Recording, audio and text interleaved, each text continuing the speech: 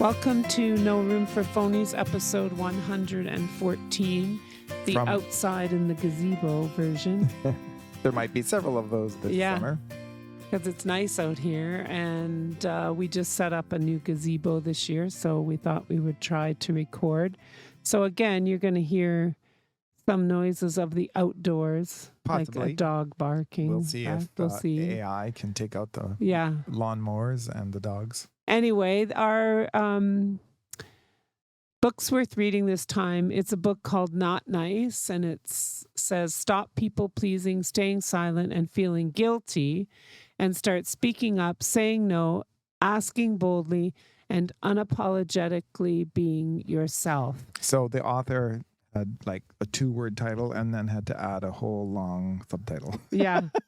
Very funny, because he didn't want you to think that he doesn't want you to be kind. So, which leads us to some of the stuff that so the is first in the book. one is kind of going to be... Oh, we never said the author. I interrupted you. Aziz Gazipura. No, Gaipura. I think I spelled it wrong, to be honest. I think I might have hit the wrong letter, but let me just check on my I'll phone. edit out this long pause. That's okay. Yeah, it should be a Z there. Gazipura? Gazipura. Or Gazipura. Yeah. Okay. So anyway. So the book is by Aziz Gazipura. Yes. So there is a strong, when you are nice, there is a strong need to be liked by everyone. So being disliked makes you uncomfortable. But when you're not nice, you don't feel a need to control others' perceptions to feel secure. And then for nice people, you typically put others first, so you're self-sacrificing. But the not nice version is that you take care of yourself first when needed, and you kind of act with that healthy self-interest. And another characteristic of being quote-unquote nice is that you feel overly responsible for everyone's feelings. And then the not nice version is you support others when possible while knowing each person is fully responsible for their own feelings. And the not nice, or the nice person, is experiencing chronic guilt and fear of hurting others. But the not nice person can honestly and lovingly express their true self, even though sometimes it leads to painful feelings to the people who they're talking to. Right. And for nice people, they hide their opinions to avoid friction.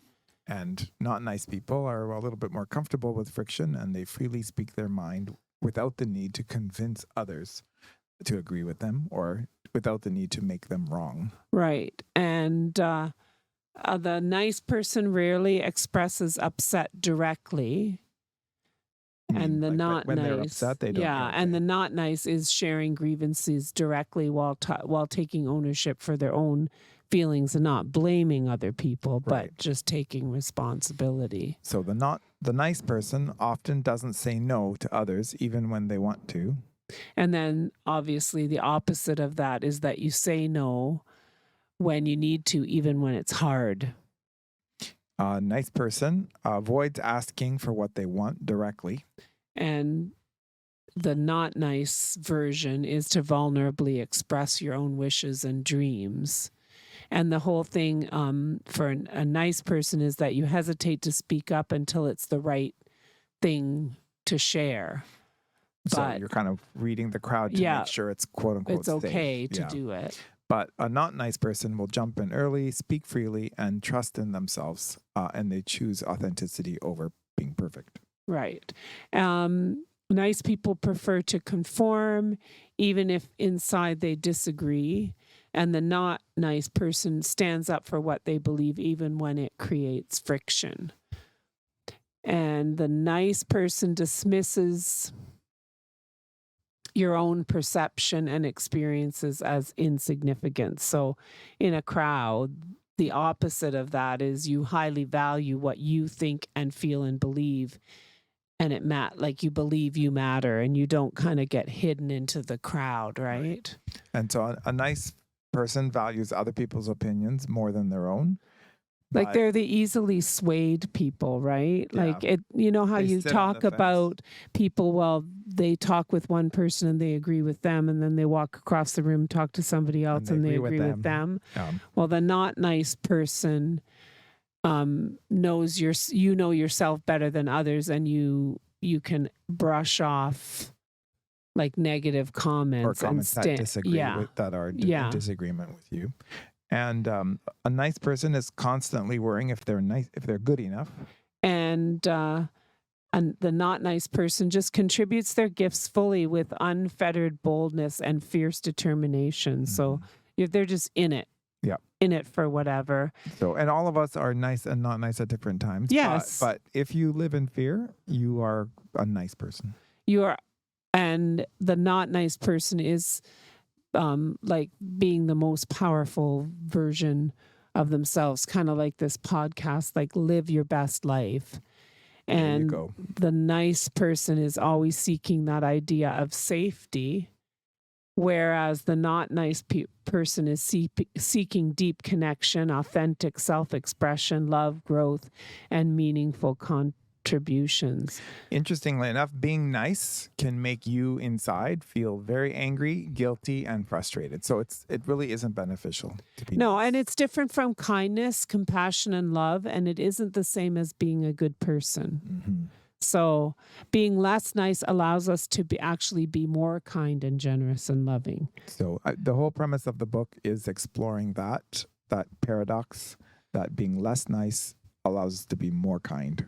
Right, because being nice doesn't come out of goodness or high morals. It comes out of fear of displeasing others and receiving their disapproval, and it burns us out to be nice all the time.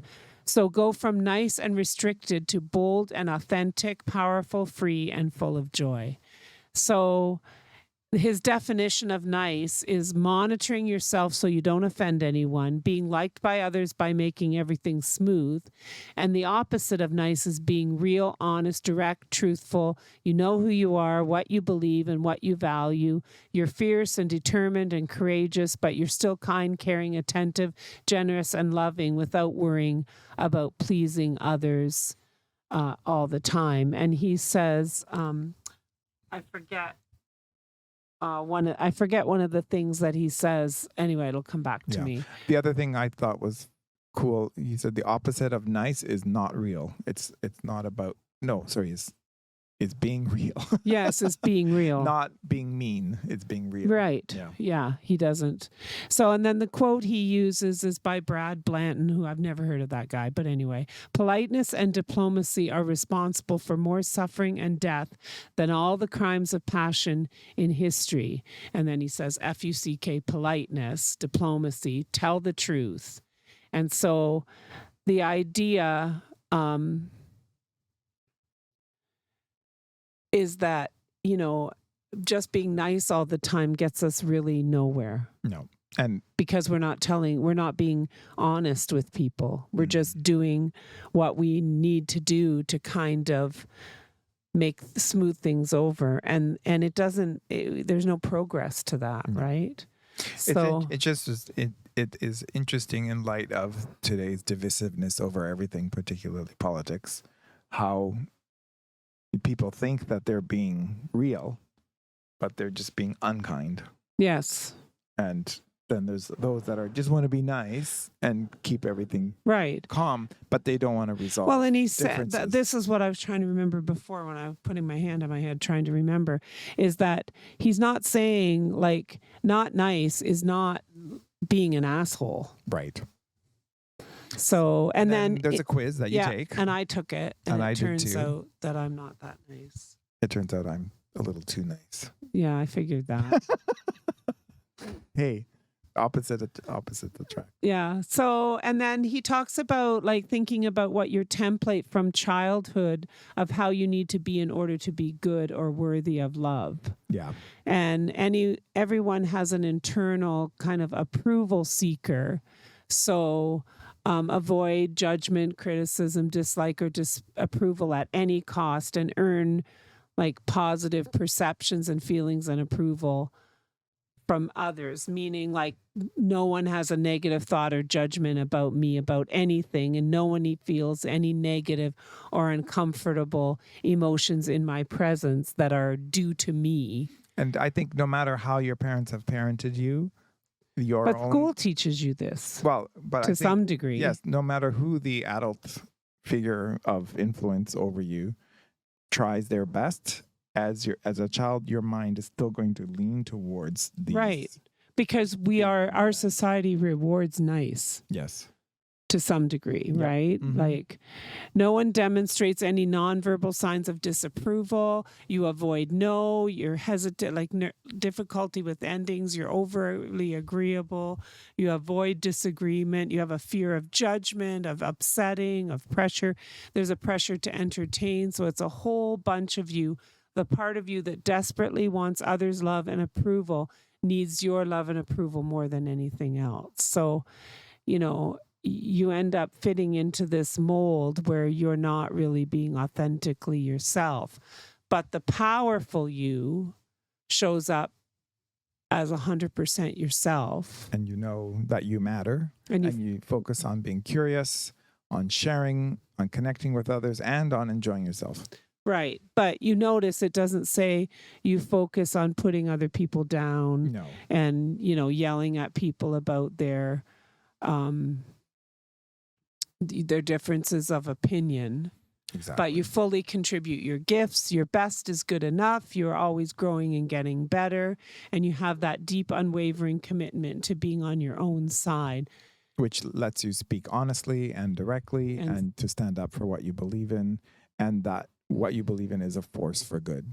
So, and you're actually willing to fight for positive change. Nice people feel guilt and resentment. And he actually talks about physical pain, like that it causes stress and tension. Well, some of in the your stress body. and anxiety that people feel is this a burden of being nice. Yeah. So, because he talks about the fact that demand and challenge and discomfort are actually the forces that cause us to grow and become our fullest, most powerful selves. So, healthy guilt comes from your true values and kind of keeps you on track. So, guilt isn't always bad. No. And why? And then he says that we've been taught that anger is bad. Because it's associated with hurting others or being retaliatory. So then we're afraid of hurting others. We're afraid to retaliate. We're afraid of loss. So we just avoid anger. It's bad. Yeah. And it kind of goes with our permission to feel. We can feel whatever we want. It's optimal and healthy to feel everything inside ourselves.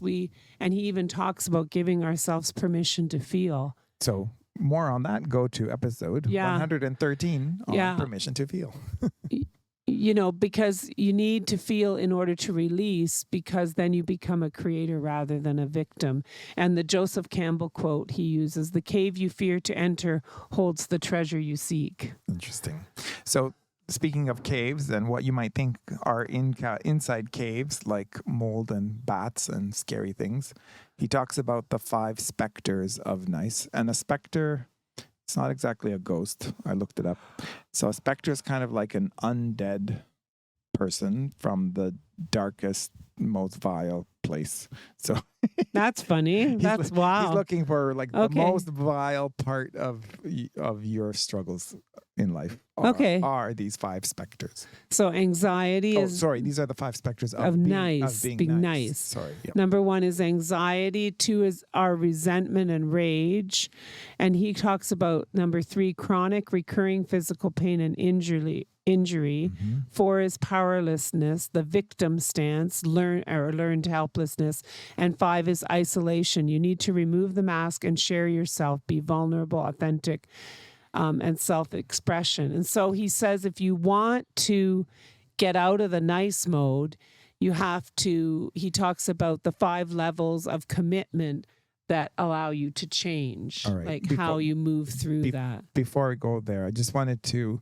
encourage people to think back in the last year of a time when you felt anxious about having a conversation with somebody at work or in your family or in your friendship circle, and you came home and you talked to a friend that you could talk to or a partner and opened up and vented, and how angry you were at that person that you felt anxious about being around. Yeah. Just No, it's true. And that whole powerlessness of thinking that I can't talk to that person. So he kind of says, if you want to change, there's like 5 levels of commitment when you, like I think he compared it to exercising, but I'm not even sure about that. Level 1 is like, you just lack commitment. There's a huge resistance. So that's the bottom level. Yeah. Of commitment. And then level 2 is outcome without effort. So you wish and hope and fantasize, but you don't want to, like, there's no significant and a lot action. of us live in level 2. Well, I was just, we were at our naturopath last night, and he was just talking about how people, like, want to come to him for like a quick fix. They don't really want to do anything, right? So that's that kind of level. And then there's the level 3 trying, but when it gets hard, you quit. So that's a bit of, Or you just dabble because it's safe. So level 4 is to do your best with consistent action. Give it our all, but you didn't get the results. So then you're done. That's level 4 of commitment. I disagree with him, but anyway. And then level 5. Why do you disagree? Well, you do your best and you have consistent action and you give it your all and you do get some results. It doesn't mean that you get zero. No, you get results, but what happens is, when you don't reach whatever, then you just quit. You don't go to level 5. You sink down back to level 3 and right. You quit. Because if you're fully committed, you're doing whatever it takes. Like, you keep changing or modifying or figuring things out until something, until it works. But yeah, I see what he says. No exit route. Like, you just keep going. So, his commitment thing for like liberating yourself from excessive niceness is to decide to be not nice. So that means decide to be real. Yeah. Do the not nice stuff that makes you scared and uncomfortable. And saying no. Right. Work through that internal backlash of guilt, anxiety, doubt, fear afterwards. So and then you plow through and then you think. And then it says, repeat until you become less anxious, find power, peace, confidence, and freedom. So you just keep doing it. So you have to practice. Yeah. And if I had no guilt or doubt or fear, I would what? Whatever makes you nervous, add it to that list. Like, go outside your comfort zone, become bold and powerful, be a free, expressive, authentic human, because you have that right to be that liberated person. And I know I've felt this, like, I can think of examples of times when I've been around people who are like really have a certain political view. Yeah. And I don't necessarily agree with them, but I know that it's going to upset them I can even think of an example, stupid, where I've read the same book as someone, but I know they didn't like it, but I don't express how I feel because I don't want to get into it, Yeah. And sometimes it's not worth it. I get it, but you do need to have that freedom. And then I walk away from the situation. I'm thinking, why didn't I say what I liked about that book? Like, what? Right. What did it matter? What did it matter? I liked it. I thought that because I liked the story, I liked the way it happened. Like, why? Well, I think sometimes we are nice because we've been burned. Yes, true. And then it's like we have to decide in that situation what is worthwhile. Yes. And sometimes it isn't. But he talks about having your own Bill of Rights to remind yourself of what you are allowed to do and not to do, regardless of what you're taught growing up. That one really hit me because of, raised to be a good boy. Yeah. Yeah. Growing up. And then, well, especially with religious kinds of things on top of, all the other religious, stuff. And I was like, and don't upset mom. Right. Yeah. Because this keeps your guidance coming from within, like from your values, which makes you like more strong, which makes you a stronger, self-directed leader in your own life. You're not going, oh, well, I won't say that. No, you'll say, this comes from within me. I'm not being the opposite of nice is power and boldness and authenticity, but power is your ability to choose your direction, action, and destiny. Mhm. So instead of just going, oh, I won't say anything because I don't want to upset anybody, you think, no, from within me, this is what I believe. Right. And if I'm going to like affect change in the world or whatever, I need to boldly say Right. some of these things. So another opposite of nice is boldness, which is the ability to hurdle over risks and dive into the unknown. And authenticity is your ability to be you. And I like the definition of boundaries that he uses. Boundaries are where others end and you begin. So chronic indecisiveness is a result of being disconnected or alienated from your true self. So it's interesting because some people, it is their kind of a personality characteristic to be indecisive, or there's other people it just takes a longer time to reach a decision. It doesn't mean that they're indecisive. It just takes them longer to think Right. things through. But that's not what So this that's is not what about. It's No. about, not being aware of what you want. So it's good to discover. Yeah. And he just says it's good to discover what I want. It's good to ask for what I want. It's good to say what I want. It's good to say what I don't want. It's good to be able to put myself first, like to own my own perspective. Right. And So- like there's And it's just always a fine line because you can flip into arrogance so Yes. quickly, and but I think it comes from like I'm not just doing it because I want to be in control. mhm. I'm doing it because you want to be. I'm true just to yourself. saying Yeah. I just want to have a conversation with somebody about something. I don't necessarily want to change their mind Right. Yep. or control the situation. No. I'm just saying you're saying what you feel, so I'm saying what I feel. Yep. And that's all it is. Certainty does not correlate with accuracy. So people just say stuff and always question the sources of people's knowledge. So That's right. I loved that statement because we're getting so caught up in that politically.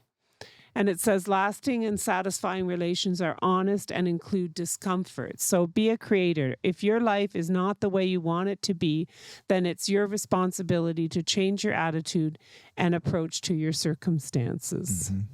And I think we live in a society that doesn't do that very well, to me. Yeah. And the best thing you can do for others is to respect their dignity by seeing them as a powerful creator, no matter how they see themselves, and not buying into their victim story or attitude, Yeah. right? Well, some people play the victim because they want you to be nice to them. Exactly. But then it's kind of a bouncing back and forth of being the victim. Right. And then he does this whole thing about human needs of certainty, uncertainty, because we need variety, significance, love and connection and growth and contribution. So those are human needs. And once we've let go of taking responsibility for others' feelings, it frees us up to focus on them and really give them what we can in the moment. We can show up more powerfully and serve them more deeply Mhm. because we're not, how you feel like, you're not taking responsibility for them. You're just being there for them. Right. So, and then he talks about the excessive need for approval being a boundary problem. Like to live in your reality means you own who you are, what you like, what you believe in, what you stand for, and what you think and feel in the moment. So, it's kind of like I am me. I'm not letting you creep in and make me something I'm not. Right. And so to reflect on this, there's some questions that he gives to kind of think about. So who do you love and who do you hate? What do you believe? What's great about you and what's your purpose? And that kind of addresses those needs. And he kind of brings it all back to the point that the majority of humanity doesn't even know about you or doesn't really care about you. When it comes to the people you do know and interact with, how much control do you really have over what makes them like you? Not much. It's way less than we'd like to admit, and we don't control whether people like us or not. The only thing we have control over is how fully we show up. So you bring your attention right there to the center of that uncomfortable feeling and hold it with compassion and patience and love and breathe. And then I love this sentence. You are not for everybody. You're not for everybody. And I think it's his book where he says you could be the ripest, most amazing peach on the tree, and there's still going to be somebody that doesn't like peaches. So, and then he talks just like Richard Rohr, which I found very interesting. He talks about your shadow self. Right. And the shadow is made up of all the qualities that you learned Are unacceptable in society. So you have to own your shadow. And then he talks about some of the things that lurk in your shadows, like frustration and anger and resentment and anger and judgment and dissatisfaction and grief and sadness and pain. So these are all qualities that we do have. Yes. But because we believe them to be unacceptable in society, we keep them in the we shadows. keep them in the shadows. So we need a safe place to examine and explore and express our shadow side, because the way out of anything is through it. Right. So you need to own your shadow. So there's three things that fuel our assertiveness. We have energy, which is firm and commanding. That which we repress doesn't grow weaker, it grows stronger. And go ahead. And our shadow is like raw, instinctual, primal impulses. So what's upsetting you? What pressures do you feel? What irritates you? Pay attention to that part of you in a curious and non-judgmental way that needs attention. So he says you can journal, and then he talked about something called a rage walk, where you're just angry and you just walk and stomp it out. Yeah, stomp it out. So there's the inner strength, courage, boldness, and willingness to take a risk is what determines our ability to speak up. So this is the idea of kind of top 10 reasons why we don't speak up. First one, I don't want to offend or hurt feelings. I don't want to feel guilty afterwards. I don't want to be seen as rude, mean, arrogant, or pushy. I don't want people to say yes because I made them. I don't want people to get angry or retaliate. I don't want to make things worse. I don't want to get flustered, show strong emotions, or show that they got to me. I don't want to be seen as needy, demanding, or high maintenance. And I just don't want to be judged. I don't want to do it wrong, lose my train of thought, or look stupid, or lose respect. So you might as well just go to your room and not say it. Yeah. So he's just talking about those are the reasons why we don't. And when you think about times when you haven't spoken up, wasn't it one of those reasons? Several of them, absolutely. Yeah, for sure. So that's just part one. On June 30th, we're actually going to do part two, which is going to include relationship truths, handling any situation, how to disagree, your relationship with the word no, apology fast, and bold authenticity. So I love apology fast. yeah, it's very cool. So we'll be back on June 30th with the other half of Not Nice, because literally it was just too much. We're trying to keep these to around 20 minutes or so. But there was a lot of good content. A lot of good content. So yeah, so thanks for joining us for episode 114 Of No Room for Phonies. Not Nice.